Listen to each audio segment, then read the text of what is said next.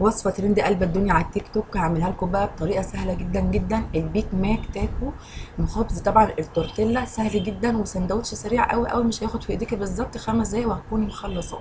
نقول اللهم صل وسلم وبارك على سيدنا محمد وعلى اله وصحبه وسلم.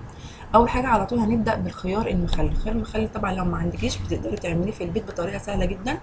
ميه مغليه وتغسلي الخيار كويس قوي وتحطيها في الميه المغليه، ويكون فيها طبعا الملح، وتحطي كمان فصين من الثوم، وتحطي فلفل اسود حبه، كمان تحطي شويه شطه كده وتغطي عليه بالظبط في خلال ساعتين. بص بقى معاكي خيار مخلل.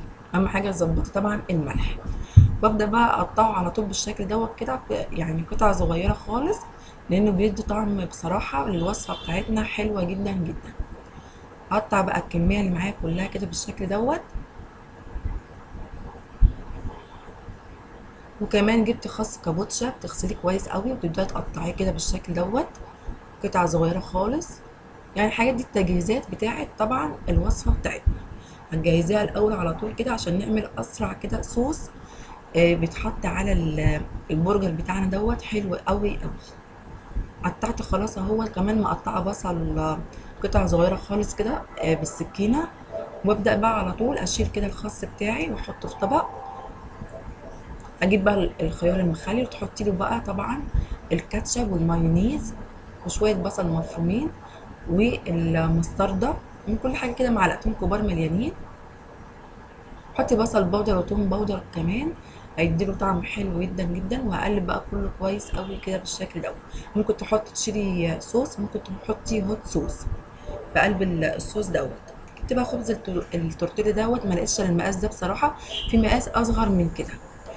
بتجيبي بقى قطعه من اللحمه على طول وتبداي تكوريها وتفرزيها بالشكل دوت. ممكن تتبلي اللحمه في الاول وممكن تتبليها بالشكل اللي هقول لك عليه دوت. بس اهم حاجه يعني بصي افردي اللحمه، السمك بتاعها بيبقى يعني رقيق قوي ورفيع جدا جدا، وابداي اضغطي كويس قوي قوي قوي. اديها رشه ملح ورشه بصل بودر، رشه توم بودر، رشه بهارات برجر، ورشه فلفل اسمر، ورشه بابريكا حمراء. وحطيت عليها قطعه من البصل اللي انا مقطعه قطع صغيره خالص برده. بصوا بدوس عليها جامد قوي، بفرك كويس قوي. لازم تدوسي كويس جدا جدا عشان اللحمه تثبت في قلب العيش بتاعنا بالشكل دوت. ببدا بقى ايه على طول. بصوا هعمل قدامكم كمان اهوت. يبقى اللحمه بتاخدي قطعه صغيره كده وتفرديها كويس قوي عشان تبقى رقيقه معاكي. وكمان ممكن تتبليها بقى، يعني اللحمه كلها الكميه كلها اللي معاكي تحطي لها بصل بودر طبعا الثوم البودر والملح والفلفل الاسمر. بهارات البرجر اساسي عشان يديها طعم حلو قوي قوي. ببدا بعد ما بفرد اللحمه رقيقه قوي بالشكل دوت، بحط قطعه من البصل مقطعاه صغير خالص كده، وبرده بثبته بايديا، بضغط كويس قوي بايديا وانا بفرد. تمام. انا عايزه اعمل الكميه كلها قدامكم طبعا. بصوا احنا ما بنكترش اللحمه يعني كتير، اللحمه لازم تبقى قليله ورقيقه خالص خالص يا جماعه. خدي بالك من النقطه ديت عشان خاطر وانتي بتسوي ما تفردش معاكي اللحمه. بصوا بقى انا عملت ايه. الحته دي ما جاتش، الجريل سخنه او الطاسه فيها معلقتين من الزيت. ابداي انزلي باللحمه على طول كده. انا عملت الكميه كلها، نزلت باللحمه على طول الجريل سخن كده، وقلبته على الناحيه التانيه بعد بالظبط دقيقتين ونص.